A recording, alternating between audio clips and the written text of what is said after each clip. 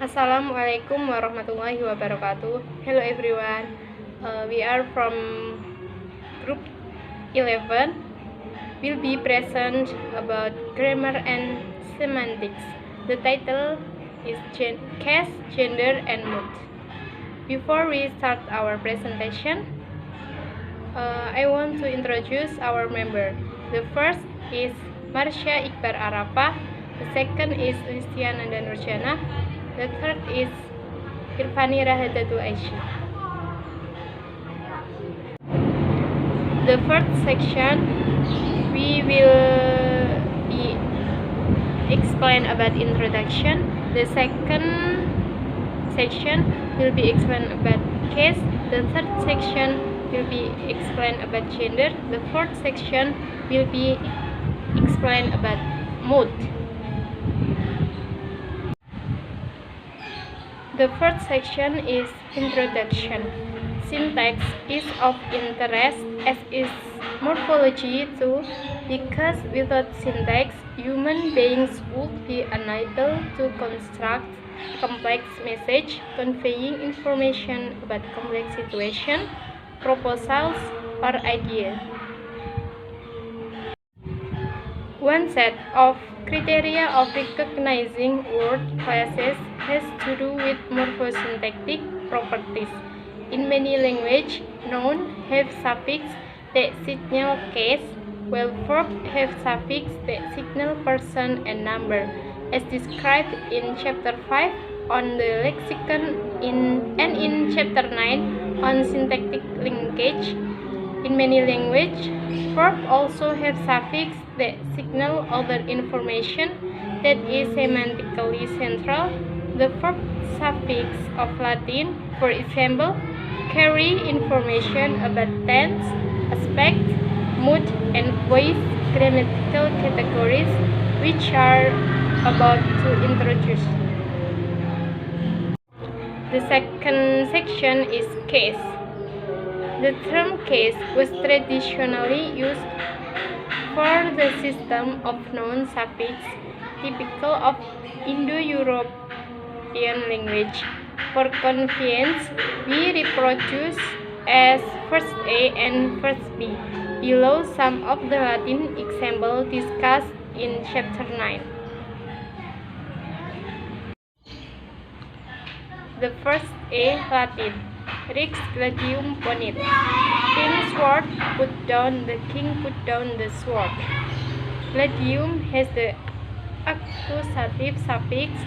See on Chapter 9 for explanation of the case term accusative, nominative, and ablative. Any adjective modifying gladium also has to be in the accusative case as in first B. First B. Rex magnum gladium ponit. King big sword put down. The king put down the big sword. The second A, Latin, Rex gladio utitur. King's sword is using. The or a king is using the or a sword. In 2, gladio has the ablative suffix. Any adjective modifying gladio also has to be in the ablative case, as in second B, where matching is the ablative singular form of make. The second B, Latin, Rex magno gladio utitur. King big sword is using. The or a king is using the or a big sword. As discussed in Chapter 9, different suffixes are required for plural nouns. That's instead of Rex, gladis, instead of gladio. Moreover, Latin nouns fall into 3 major classes and 2 minor classes, and each class has its own set of case suffix. The case suffix signal the relation between the nouns in a clause and the verb, and they signal which adjectives modifying which noun and which noun modifies a given preposition, since different prepositions assign different case. English doesn't have case suffix. Pronouns display remnants of the earlier case system. Saw me versus saw I, to me versus to I, but no case suffix are added to nouns, and there is no agreement between a noun and the adjective that modify it. As explained in Chapter 11 on roles, the traditional concept of case has been extended to take in the relationships between verb and nouns in clauses and the ways in which these relationships are signaled. In some language, the relations are marked by affix add to the verb but of case. It will be helpful to use capital letters when referring to the modern extended concept and referring to the traditional concept, or to affix, or, as in English, to preposition. Case is relevant to English. The relations between verb and nouns in clauses are signaled by position and by the presence or absence of prepositions.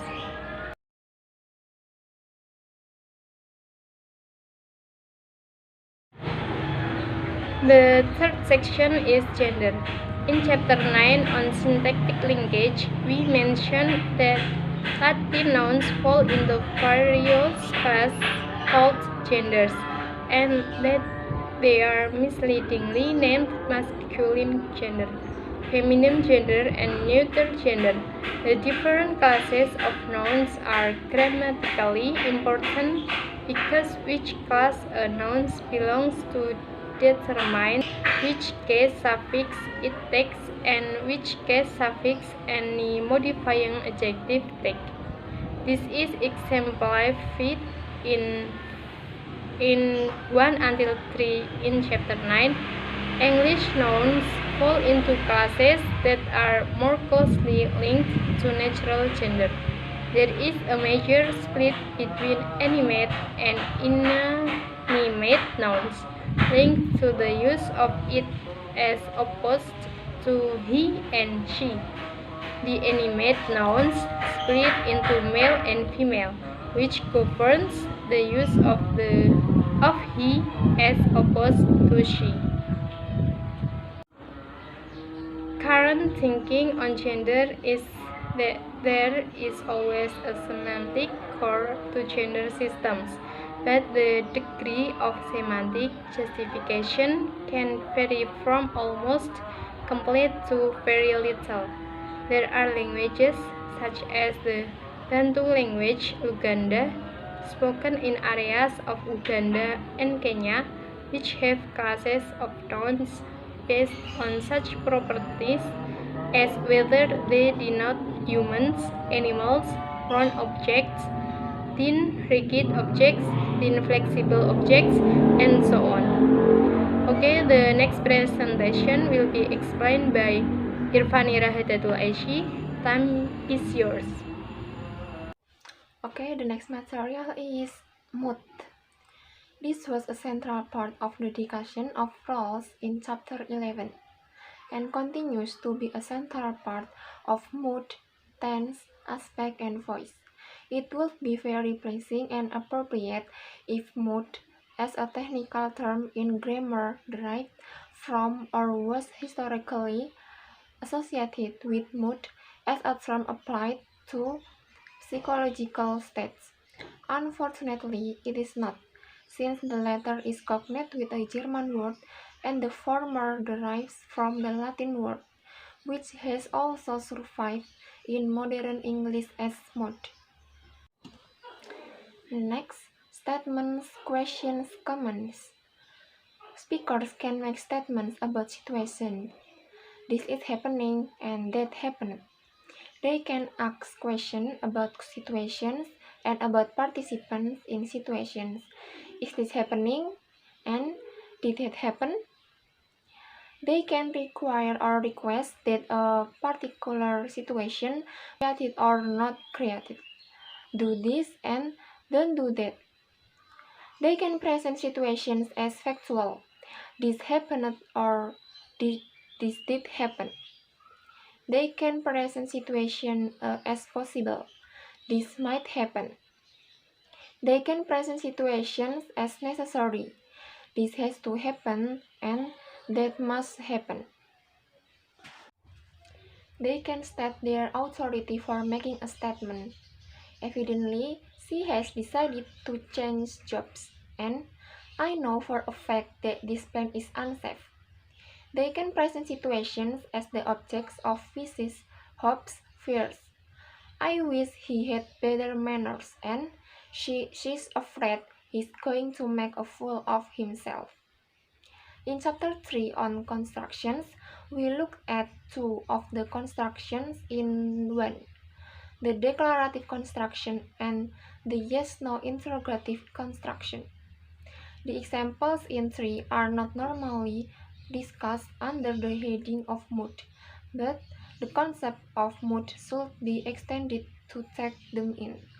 One reason is that the distinction between making a statement, asking a question, and issuing a comment is not sufficient, because speakers make assertions with different degrees of certainty and authority. Next, subjunctive mood. We are going to focus on 4 and 2 above. The examples in 4 relate to what is called the subjunctive mood. The term subjunctive mood relates to special sets of verb forms.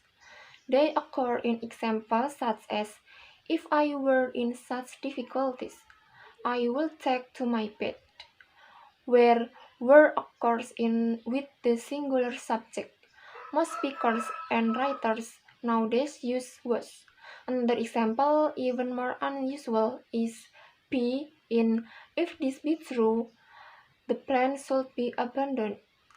The subjunctive forms were used in order to present a situation as remote from reality, the speaker being in difficulties, or as possibly remote from reality, this being true. Subordinate clauses were said to be subjoined to the main clause in a sentence, or to be subjuncts, hence subjunctive. This brings us back to 4, and the presentation of situations as the objects of hopes, fears, and wishes.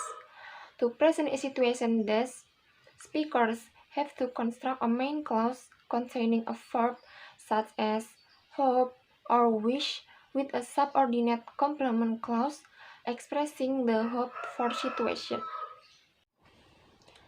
This type of construction has disappeared from English but is found in French, as shown in 3. 3.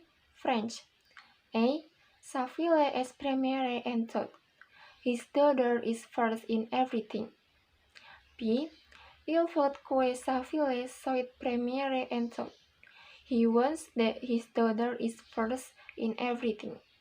The relevant contrast is between as or is in 3a and soit or is in 3b. In the latter, the speaker states that someone has a wish, il faut or he wants, and states the content of the wish by means of the complement clause que sa fille soit première en tout, or that his daughter is first in everything. The wish for situation does not exist at the moment, and this is signaled both by the verb faut and by the subjunctive mood, as in 3a is said to be in the indicative mood. The speaker indicates or refers to a situation which does exist. Next, epistemic and deontic modality.